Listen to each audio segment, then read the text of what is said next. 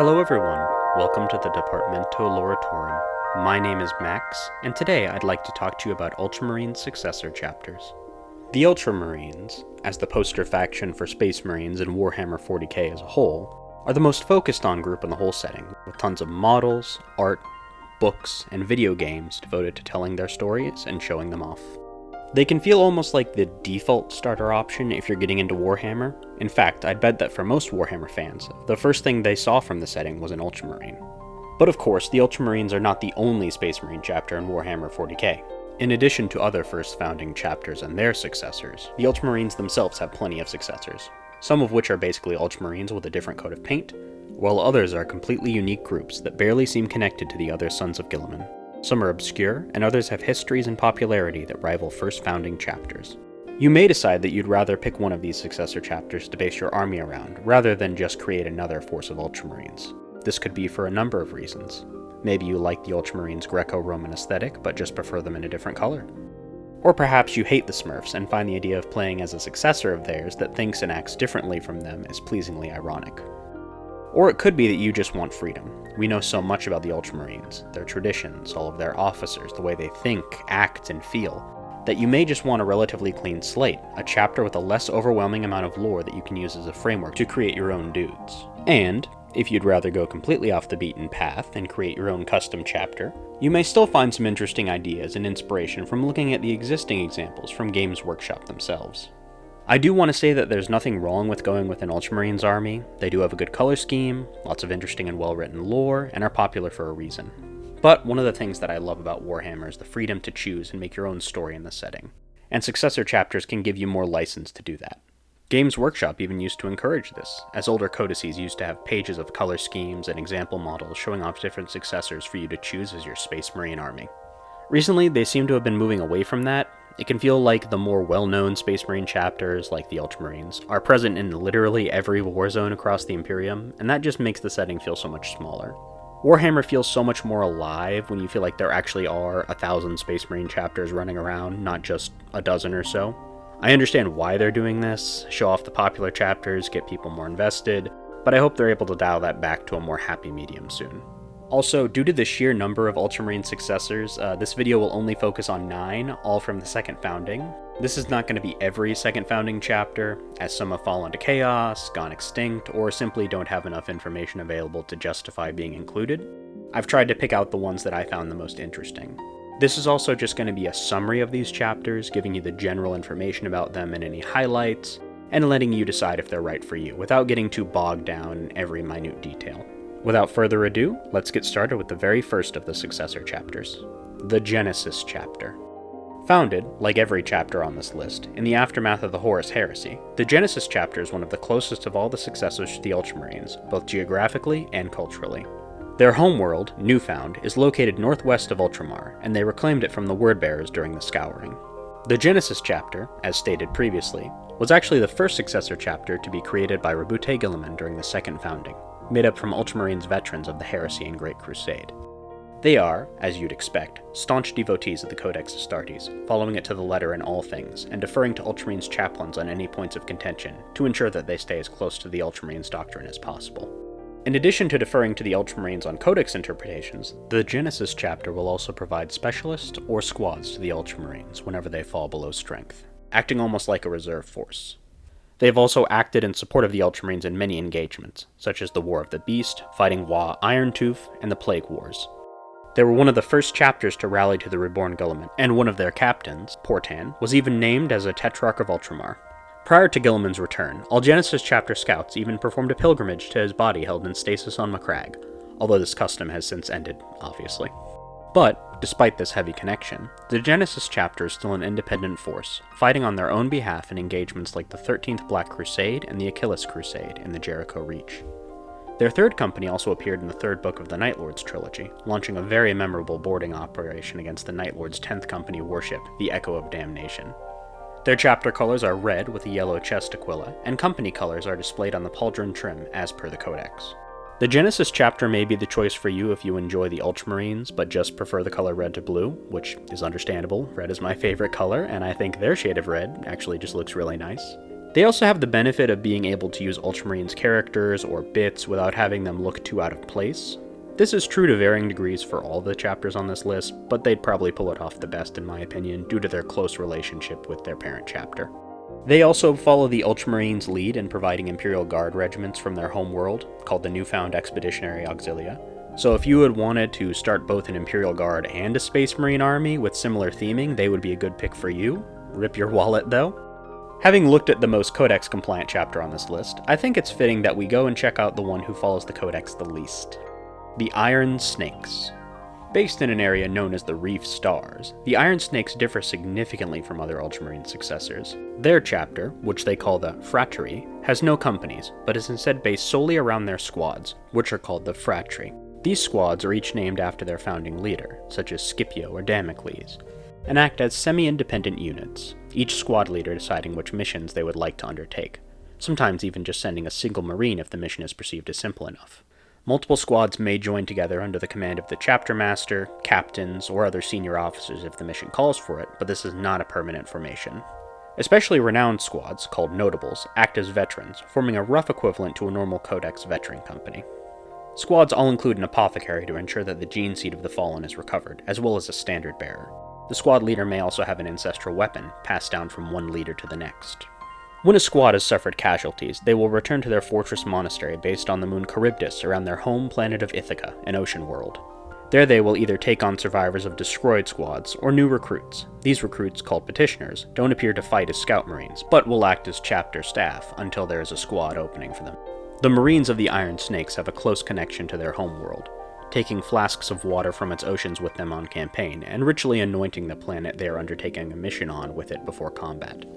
They also hunt massive sea serpents called water worms, from which their chapter symbol is derived. As you can probably tell from the name of their homeworld, which is based off the kingdom of Ithaca, ruled by Odysseus from the Iliad and the Odyssey, they are heavily Greek-themed, with many Greek-sounding names. They can also be found fighting with combat shields, short swords, and spears in phalanx-like tactics, further enforcing the Greek connection. The chapter spends most of its time defending the Reef Stars from Chaos or Xenos incursions, most commonly Dark Eldar, but orcs may also pose a threat. They can be found fighting in other theaters as well, with the chapter being present at the Battle of Thessala in the Great Scouring, where Guilliman was mortally wounded by Fulgrim, as well as in the Sabbat Worlds Crusade, 13th Black Crusade, and Indomitus Crusade. Their armor is mostly gunmetal, with their pauldron trim being red and their pauldrons being white, and they have appeared in the books Brother of the Snake and Urdesh, the Serpent and the Snake, following the story of Brother Priad and Damocles' squad. The Iron Snakes would be a good choice if you're a huge fan of ancient Greece or just prefer a Codex non-compliant chapter. They may also be a good pick if your friend has a Dark Eldar army, as the Iron Snakes spend much of their time fighting against them. I would also say they'd be good for you if you liked apothecaries and want an excuse to play a bunch of them, and of course if you were looking to get into Kill Team, they seem almost tailor-made for that system, already fighting in individual, specialized squads. Now let's take a look at a chapter that doesn't confine themselves to one section of space, instead choosing to spread themselves far and wide in order to defend the Imperium. The Ultramarines. Probably one of the most well-known chapters on this list, both in-universe and in real life, the Ultramarines are a well-respected and honored chapter, based on the feral world of Honorium in the northern Ultima Segmentum. But they rarely ever see their homeworld, only returning occasionally. Most of their companies are spread far and wide, fighting on their own or together in small groups for a campaign before breaking up again. The chapter rarely gathers as a whole, with the last known instance of this being in M37. Known for their extreme xenophobia, even by Space Marine standards, the Ultramarines have partaken in many campaigns of xenocide across the millennia, and have been common contributors to the Death Watch. Because of their widespread nature, their aid is commonly sought by beleaguered Space Marine chapters, with the Ultramarines having come to the aid of such chapters as the Blood Drinkers, the Sable Swords, and the Ultramarines themselves throughout history. A well-equipped chapter, the Ultramarines enjoy a large fleet, as well as a substantial supply of Terminator armor, enough to equip their whole first company if needed.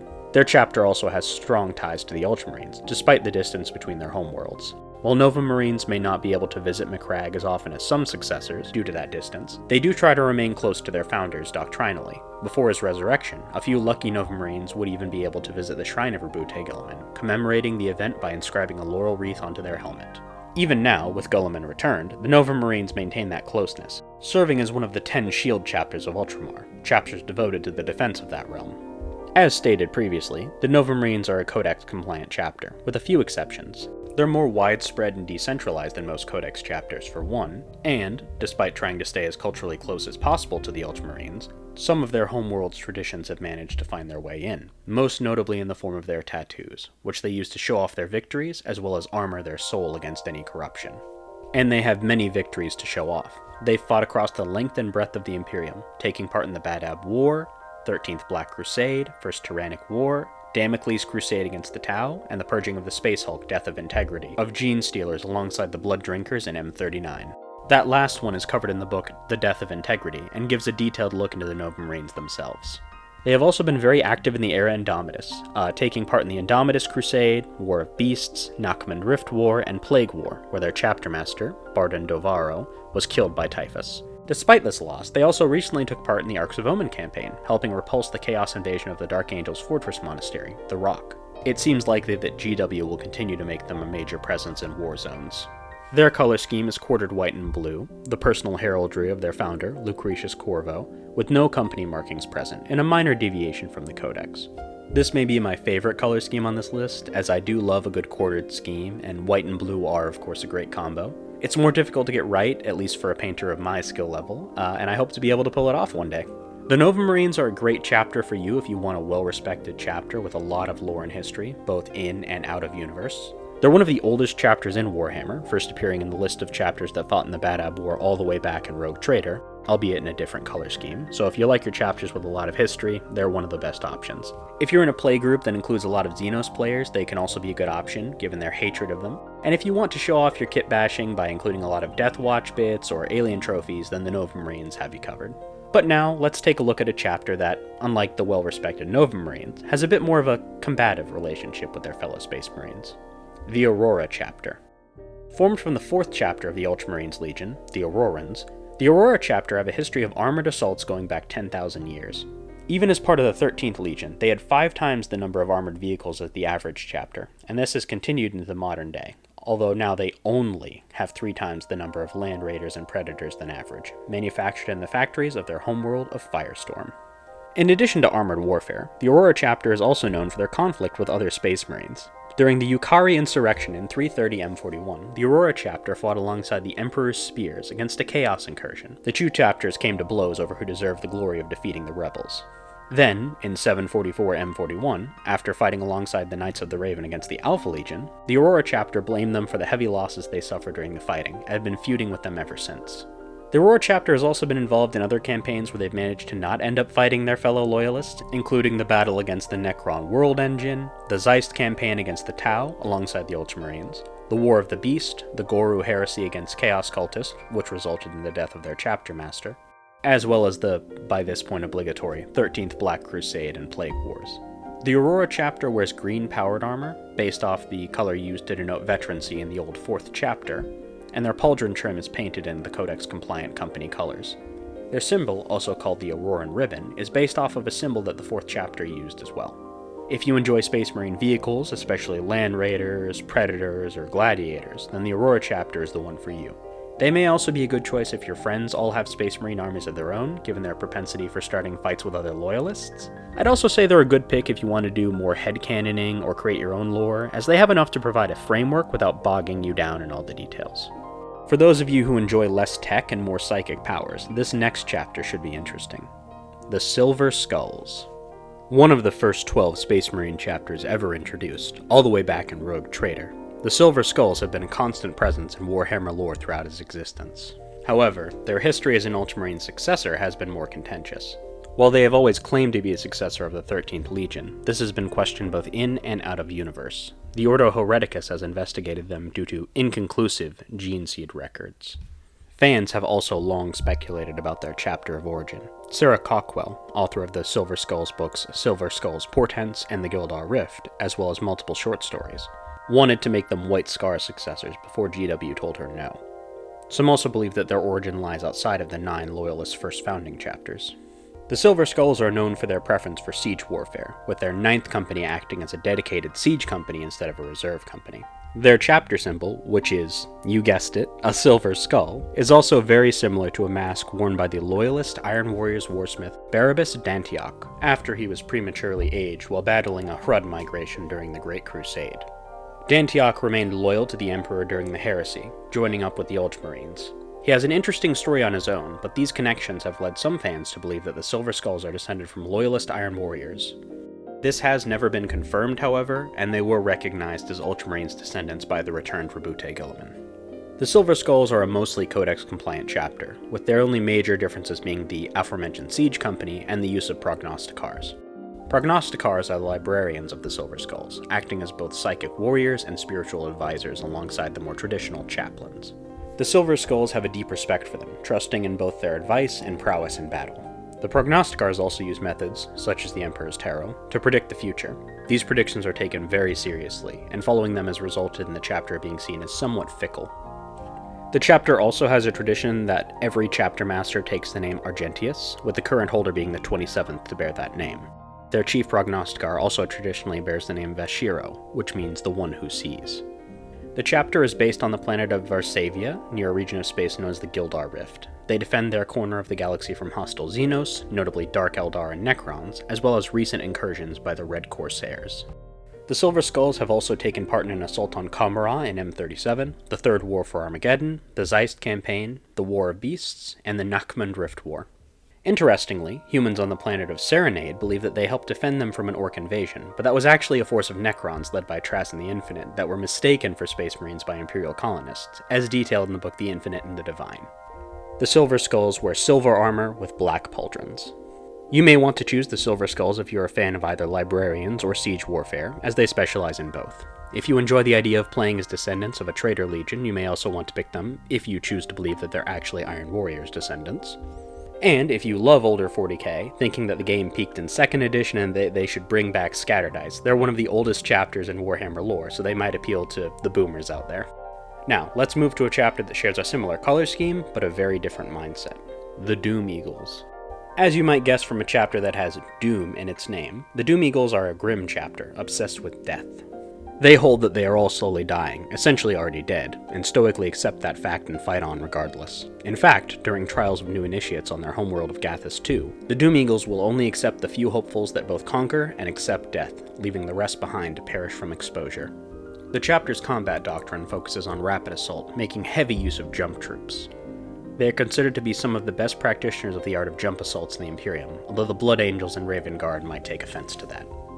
The chapter has appeared in the 4th book of the James Swallow Blood Angels series, as well as some short stories written throughout the years. They don't have many known engagements, taking part in the 13th Black Crusade, Achilles Crusade, War of the Beast, and Indomitus Crusade. They also joined the Nova Marines as one of the 10 shield chapters of Ultramar, and one of their captains, Balthus, currently serves as a Tetrarch. Their power armor is silver with a black power pack and red detailing on it. The Doom Eagles are the chapter for you if you really enjoy jump assault intercessors, inceptors, and other jump pack units. If you enjoy the Grim in Grimdark, they also have a lot to offer, being one of the grimmest chapters in Warhammer. Their silver color scheme is also fairly easy to get to look good, so if you want an easier chapter to paint, they're a good choice, and this also does apply to the Iron Snakes and Silver Skulls. Let's now move into a chapter that's too focused on technology to have any time to be sad. The Praetors of Orpheus. Based on either Orpheus Prime or Beta Entebes II, sources differ, the Praetors of Orpheus are known for their deep tech lore, second only to the Adeptus Mechanicus, at least according to the heavily Ultramarines-focused Codex Space Marines 5th edition. The two, unsurprisingly, share a close relationship and, according to rumors, have had matching goals in the past. Given this connection, the Praetors seem to respect their tech marines and have access to a significant amount of ancient technology. The chapter is also known for its strict, literal interpretation of the Codex Astartes, following it to the letter in all things. The Battle Brothers of the chapter also make heavy use of bionics and cybernetic augmentations. We don't know of many engagements that the Praetors of Orpheus have been involved in, but they did take part in the Jotun repression against renegade Imperial Guardsmen, as well as recently partaking in the War of Beasts on Vigilus and the Nachmund Rift War. Their armor is white with a blue backpack, shoulder trim, chest eagle, and gun casing. Their heraldry is also interesting, and I'd say if you wanted to do an army of them, it'd be best to try to find some transfers or 3D print some pauldrons. The Praetors of Orpheus are very similar to the Aurora chapter in that both provide more of a framework for you to build your army around. Based on what we do know about them, they appear to be basically Codex-compliant Iron Hands, so if you enjoy the Iron Hands but don't like their color scheme or their successors' color schemes, they may be a good choice for you. An army with a heavy focus on tech marines and dreadnoughts, mixing in Horus Heresy bits to show off their deep tech lore would also be very cool. The last few chapters we've looked at have had a bright color scheme, but if you prefer a darker chapter, then this next one's right up your alley. The Black Consuls. A member of the Astartes Praetors, a group of chapters devoted to guarding against chaos incursion from the Eye of Terror, at least before the era Indomitus, the Black Consuls are a chapter with a troubled history. Once based out of the star fortress Noctis Obscurum, until it was destroyed in M40 by Dark Eldar infiltrators, the chapter has since relocated to the planet of Cyclopia. For the next 300 years after the destruction of their old fortress monastery, the Black Consuls launched a crusade against the Dark Eldar, even managing to invade a portion of the Webway. Later, in M41, the chapter was almost destroyed by the Iron Warriors and Wordbearers during the Siege of Godeth Hive, where the Iron Warriors detonated the Hive's reactor rather than face defeat. Isolated elements did survive on deployments such as the Achilles Crusade and the Ultima Segmentum. Some believe that the chapter was doomed, but the influx of new Primaris Marines has allowed the chapter to rebuild. They are known to have a relic axe called Lorgar's Bane that is said to have slain over 100 members of the Wordbearers Legion, showing a history of deep conflict with them. They are also known to have participated in the 13th Black Crusade and the Indomitus Crusade. Also, as their homeworld is within the Segmentum Pacificus, it would be easy to headcanon that they're involved in the Fourth Tyrannic War. The chapter has an all-black color scheme with gold details. As staunch followers of the Codex, they display their company colors on the pauldron trim. The Black Consuls have collected quite a few enemies over the years, so they'd be a good thematic choice if your friend was running a Dark Eldar, Iron Warriors, or Wordbearers army. Other than that, they seem to be a fairly standard chapter, another really good blank slate. They don't seem to have a theme like some of the other successors we covered, and you could do a balanced army or go into a specialized direction, whichever you'd prefer, without it really breaking the lore. This final chapter, however, has much more going on. The White Consuls. Stop me if you've heard this one before. A member of the Astartes Praetors, the White Consuls are most well known for their conflicts with the forces of chaos. They've fought in the 12th Black Crusade, suffered heavy losses while defending the Boros Gate from a Wordbearer's assault, sent 9 of their companies to take part in the 13th Black Crusade, lost their homeworld of Sabatine due to a combined invasion by the Death Guard and Wordbearers, and are now heavily reduced and trying to find a new planet to call their home. This was the biggest surprise in researching this video. I did not know that 2 Ultramarine successors, second founding successors at that, had such identical stories and also almost identical names. It's honestly kind of funny and really unexpected.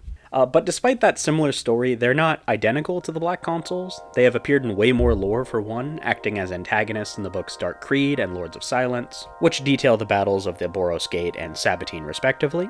Their 10th Company captain, Vitruvian Messenius, also appeared in the Dawn of Fire series and even has an official model. He even has a Joy Toy figure now. They also have an interesting chapter structure. While they are a Codex-compliant chapter, they have 2 chapter masters, one to defend their homeworld and lead any forces to respond to chaos incursions on short notice, and one to lead normal combat operations. The chapter also has a presence in many nearby star systems, providing defense and administration. Service as a senior administrator, called a proconsul, is required before a battle brother can be raised to a command position, and all battle brothers, after being raised from the scout company, are required to act as a coadjutor, assisting in the administration of these systems. The chapter wears all white armor with gold chest detailing, blue markings, and company colors displayed on the pauldron trim. This is probably my second favorite color scheme after the Nova Marines. It looks so good. I love a good white color scheme and they pull it off really well. The White Consuls may appeal to you if your playgroup includes Death Guard or Wordbearers players, similar to the Black Consuls.